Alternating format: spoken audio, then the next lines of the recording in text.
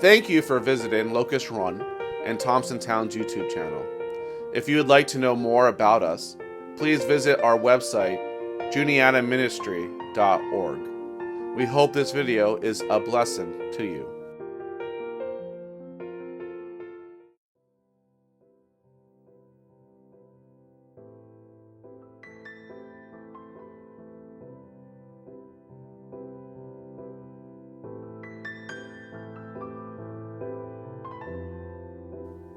Then one of the 12, who was called Judas Iscariot, went to the chief priests and said, "What are you willing to give me that I should deliver him to you?"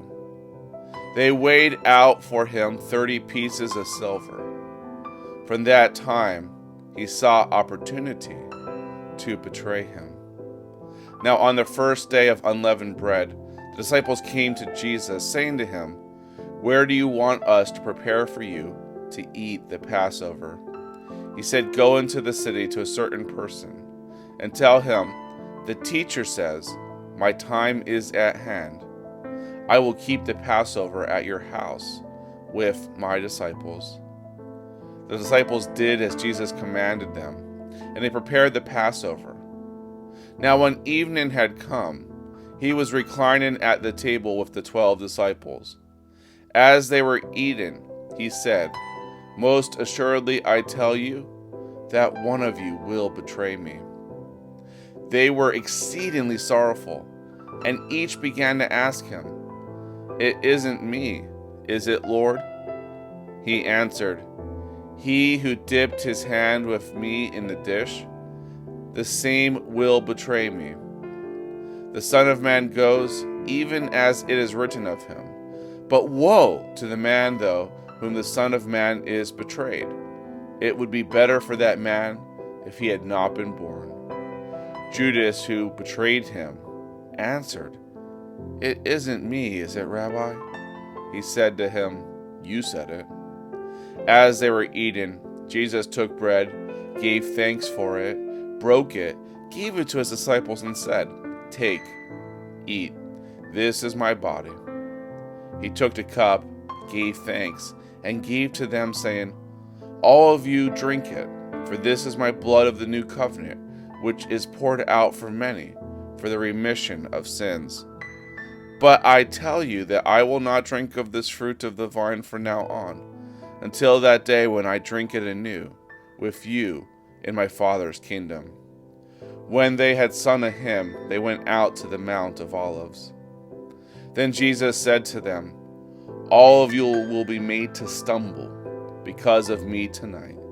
For it is written, I will strike the shepherd, and the sheep of the flock will be scattered. But after I am raised up, I will go before you into Galilee." But Peter answered him, "Even if all will be made to stumble because of you, I will never be made to stumble." Jesus said to him, "Most assuredly, I tell you that tonight, before the cock crows, you will deny me 3 times. Peter said to him, "Even if I must die with you, I will not deny you." All of the disciples also said likewise.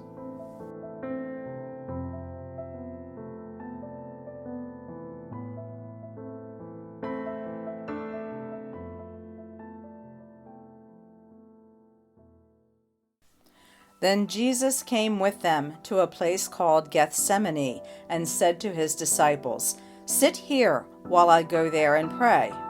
He took with him Peter and the 2 sons of Zebedee and began to be sorrowful and severely troubled. Then he said to them, "My soul is exceedingly sorrowful, even to death. Stay here and watch with me." He went forward a little, fell on his face, and prayed, saying, "My Father, if it is possible, let this cup pass away from me. Nevertheless, not what I desire, but what you desire." He came to the disciples and found them sleeping, and said to Peter, "What? Couldn't you watch with me for 1 hour? Watch and pray, that you don't enter into temptation. The spirit indeed is willing, but the flesh is weak." Again, a second time he went away and prayed, saying, My Father, if this cup can't pass away from me unless I drink it, your desire be done. He came again and found them sleeping, for their eyes were heavy. He left them again, went away, and prayed a third time, saying the same words.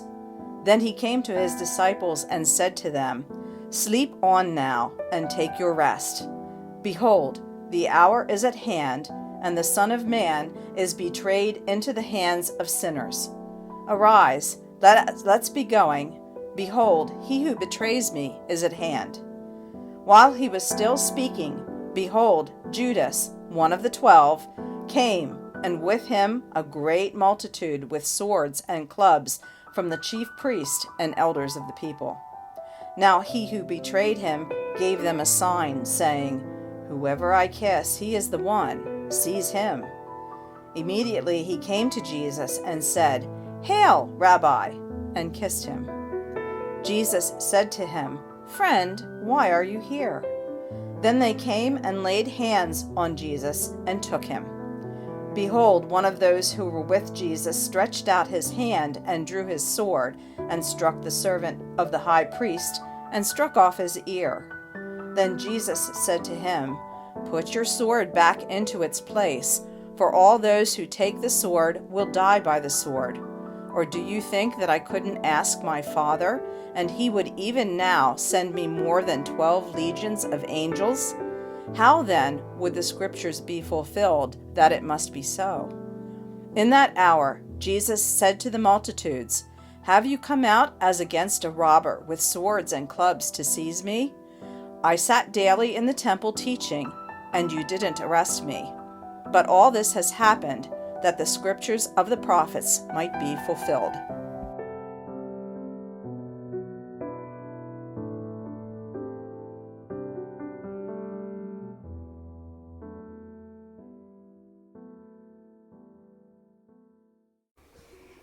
Then all the disciples left him and fled. Those who had taken Jesus led him away to Caiaphas the high priest, where the scribes and elders were gathered together. But Peter followed him from a distance to the court of the high priest and entered in and sat with the officers to see the end. Now the chief priests, the elders, and the whole council sought false testimony against Jesus, that they might put him to death. And they found none. Even though many false witnesses came forward, they found none. But at last 2 false witnesses came forward and said, This man said, I am able to destroy the temple of God and build it in 3 days. The high priest stood up and said to him, Have you no answer? What is this that they testify against you? But Jesus held his peace. The high priest answered him, I adjure you by the living God that you tell us whether you are the Christ, the Son of God. Jesus said to him, You have said it. Nevertheless, I tell you, henceforth you will see the Son of Man sitting at the right hand of power and coming on the clouds in the sky. Then the high priest tore his clothing and said, He has spoken blasphemy. Why do we need any more witnesses? Behold, now you have heard his blasphemy. What do you think? They answered, He is worthy of death. And they spit on his face and beat him with their fists, and some slapped him, saying, Prophesy to us, you Christ, who hit you? Now Peter was sitting outside in the court, and a maid came to him, saying, You were also with Jesus, the Galilean. But he denied it before them all, saying, I don't know what you're talking about. When he'd gone out onto the porch, someone else saw him and said to those who were there, This man also was with Jesus of Nazareth. Again he denied it and said with an oath, I don't know the man. After a little while, those who stood by came and said to Peter, Surely you're one of them. Your speech makes you known. Then he began to curse and swear, I don't know the man. Immediately the cock crowed. Peter remembered the word which Jesus had said to him, Before the cock crows, you will deny me 3 times. He went out and wept bitterly. Now when the morning had come, all the chief priests and elders of the people took counsel against Jesus to put him to death. And they bound him and led him away and delivered him up to Pontius Pilate the governor. Then Judas, who betrayed him, when he saw that Jesus was condemned, felt remorse and brought back the 30 pieces of silver to the chief priests and elders, saying, I have sinned in that I have betrayed innocent blood. But they said, What is it to us? You see to it. He threw down the pieces of silver in the sanctuary and departed. He went away and hanged himself. The chief priests took the pieces of silver and said, It's not lawful to put the money in the treasury, since it is the price of blood. They took counsel and bought a potter's field with them to bury strangers in. Therefore that field was called the field of blood to this day. Then that which was spoken through Jeremiah the prophet was fulfilled, saying, They took 30 pieces of silver, the price of him upon whom the price had been set, whom some of the children of Israel priced, and they gave them to the potter's field, as the Lord commanded me.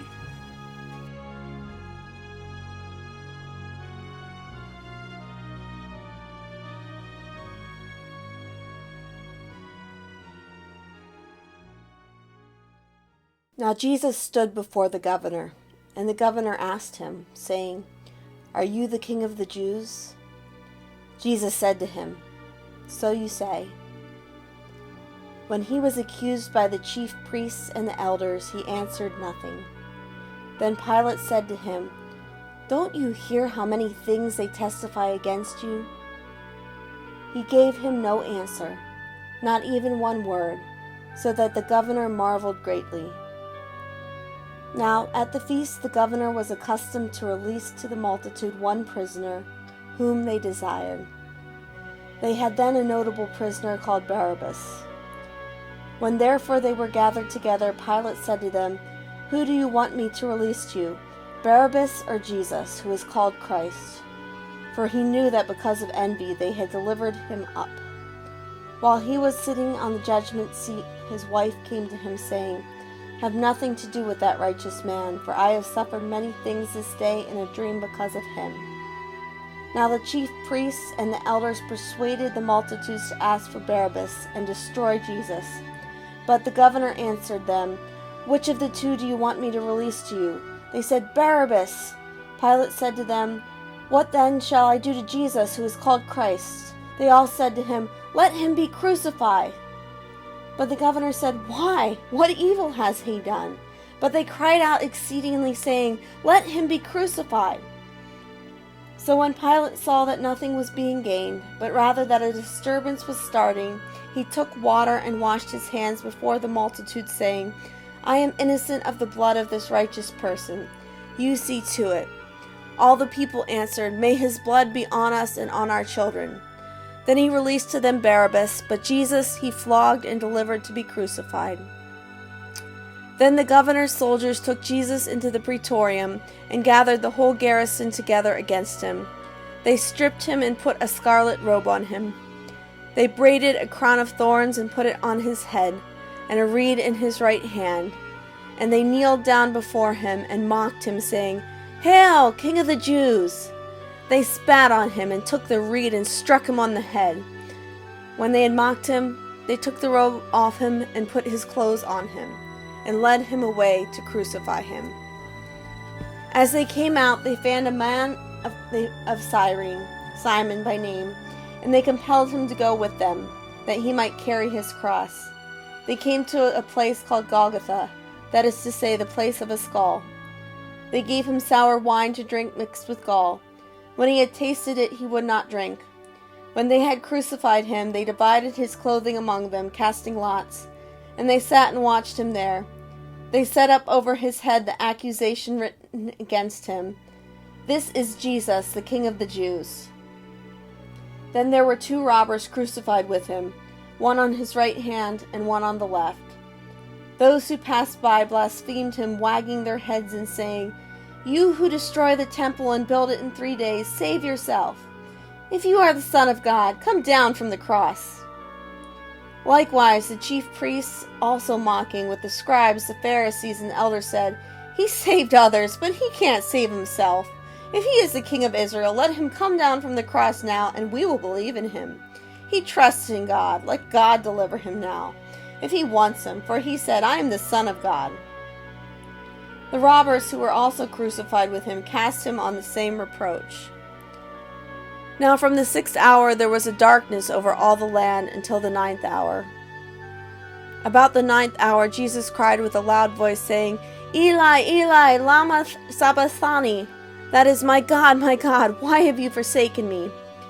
Some of them who stood there when they heard it said, "This man is calling Elijah." Immediately one of them ran and took a sponge and filled it with vinegar and put it on a reed and gave him a drink. The rest said, "Let him be. Let us see whether Elijah comes to save him." Jesus cried again with a loud voice and yielded up his spirit. Behold, the veil of the temple was torn in two from top to the bottom. The earth quaked and the rocks were split. The tombs were opened and many bodies of the saints who had fallen asleep were raised. And coming out of the tombs after his resurrection, they entered into the holy city and appeared to many. Now the centurion and those who were with him watching Jesus, when they saw the earthquake and the things that were done, feared exceedingly, saying, "Truly, this was the Son of God." Many women were there watching from afar, who had followed Jesus from Galilee, serving him. Among them were Mary Magdalene, Mary the mother of James and Joseph, and the mother of the sons of Zebedee. When evening had come, a rich man from Arimathea named Joseph, who himself was also Jesus' disciple, came. This man went to Pilate and asked for Jesus' body. Then Pilate commanded the body to be given up. Joseph took the body, wrapped it in a clean linen cloth, and laid it in his own new tomb, which he had hewn out in the rock, and rolled a great stone to the door of the tomb, and departed. Mary Magdalene was there, and the other Mary, sitting opposite the tomb. Now, on the next day, which was the day of the preparation, the chief priests and the Pharisees were gathered together to Pilate, saying, "Sir, we remember what the deceiver said while he was still alive. 'After 3 days I will rise again.' Command therefore that the tomb will be made secure until the 3rd day, lest perhaps his disciples come at night and steal him away, and tell people, 'He has risen from the dead,' and the last deception will be worse than the first." Pilate said to them, "You have a guard. Go make it as secure as you can." So they went with the guard and made the tomb secure, sealing the stone.